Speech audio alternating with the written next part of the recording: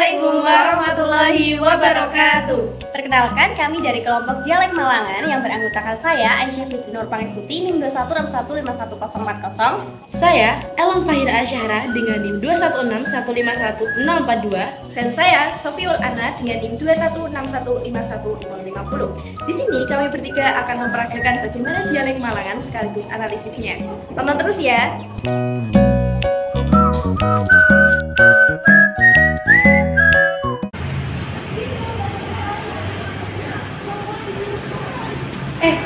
Sam, piye? Belum cek tenaga? Yang di Yang kota Batu, ori. karena status gaya plares. Guys, iya. Mau apa? Pokok sitor. Ya wis kono golek isro. Alhamdulillah kejar-kejar. Terus ya Sam? Ada pada. Oh iya Sam, aku numpak libur kok buri ya Sam? Oh iya Sam.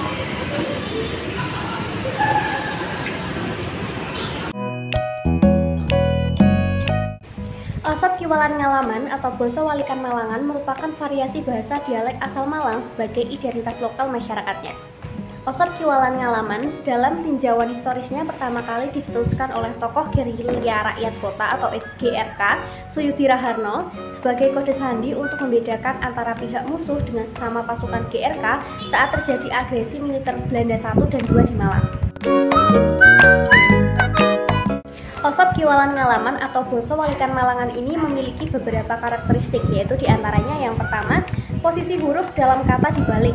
Kalimat dicampur kata walikan tadi tidak semua dapat dibalik, termasuk bahasa slang karena bersifat khusus dan rahasia kelompok tertentu.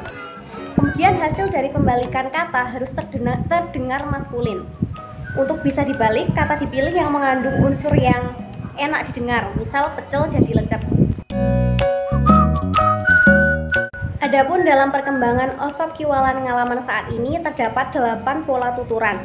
Yang pertama yaitu pembalikan fonem langsung, yang kedua pembalikan fonem disertai pelepasan, pembalikan disertai penambahan fonem, pembalikan fonem yang disertai modifikasi purposif, pembalikan fonem disertai perubahan bunyi, pembalikan fonem tanpa disertai dengan perubahan posisi dua konsonan bergandengan, pemendekan suatu kata, serta adopsi kata asing. Yang pertama, pembalikan fonem langsung, yaitu membalik posisi seluruh huruf tanpa merubah susunan maupun bentuk katanya. Contohnya, suwun menjadi nuwus. Kemudian yang kedua, pembalikan fonem disertai dengan pelepasan adalah membalik untuk selanjutnya menghilangkan huruf tertentu pada suatu kata. Contoh, rokok apabila dibalik menjadi kokor, namun mengalami pelepasan huruf K yang seharusnya terletak di awal serta mendapat tambahan huruf E sehingga menjadi oker. Yang ketiga yaitu pembalikan fonem tanpa mengubah posisi dua konsonan bergandengan. Dalam hal ini jika terdapat huruf nasal seperti M, N, Eng yang letaknya tepat sejajar dengan huruf konsonan seperti B, C, D, F, G dan lain sebagainya. Dan maka yang didahulukan letaknya adalah huruf nasal tersebut. Contohnya pada kata rampok apabila dibalik menjadi kopmar. Akan tetapi karena letak huruf nasal atau M didahulukan konsonan P sehingga menjadi kompar. Contoh lainnya yaitu sandal menjadi landas bukan latnas. Contoh lainnya juga bonceng menjadi ngencop bukan genitnop. Kemudian yang keempat, pembalikan disertai penambahan fonem. Dalam hal ini membalik suatu kata serta diberikan tambahan huruf. Contohnya kata roti apabila dibalik menjadi itor namun mendapat penambahan huruf S sehingga menjadi sitor. Contoh lainnya yaitu luwe. Luwe jika dibalik menjadi ewul namun supaya lebih enak terdengar dalam bahasa Malang ini menjadi hewul, mendapat penambahan huruf H. Kelima yaitu pembalikan fonem disertai modifikasi purposif.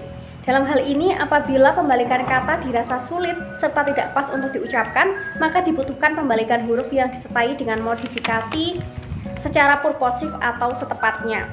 Contoh bingung dan lebu apabila dibalik menjadi genut-nit dan ubelm di mana keduanya dirasa kurang pas, maka diperlukan modifikasi dengan menambahkan sejumlah huruf dan merubah struktur katanya menjadi ngingup dan ublem.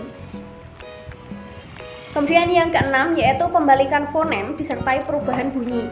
Dalam konteks ini terdapat dua kategori pembalikan yang dapat merubah bunyi kata, yakni yang pertama perubahan bunyi konsonan pada letak disambiguitas, yang kedua perubahan bunyi vokal pada bentuk yang telah dibalik.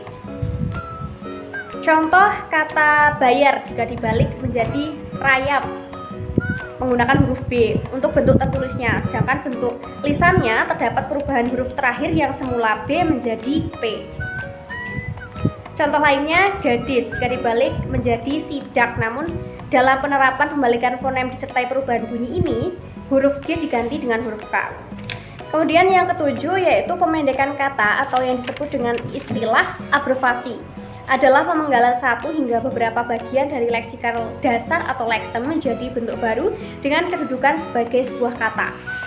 Di dalam Osop Kiwalan Ngalaman terdapat dua jenis pemotongan kata yang meliputi satu kontraksi dan dua pemendekan kata atau singkatan. Pemendekan kata atau kontraksi ini merupakan pemendekan leksikal dasar tunggal atau gabungan. Yang contohnya, Jalan Soekarno-Hatta di Malang dipendekkan menjadi Suhat. Sedangkan pemendekan kata atau singkatan yaitu pemendekan huruf atau gabungan huruf. Semisalnya, Universitas Brawijaya dipendekkan menjadi UB. Kemudian yang terakhir, selain pembalikan kedudukan fonem serta pemendekan kata, dalam Osop Kiwalan Ngalaman juga terdapat kata yang diadopsi atau diserap dari bahasa asing. Contohnya, abah dari bahasa Arab menjadi ebes, mami atau mama dalam bahasa Belanda menjadi memes. Jadi pada intinya, bahasa walikan Malangan ini tidak ada aturan yang benar-benar bagus seperti bahasa Indonesia.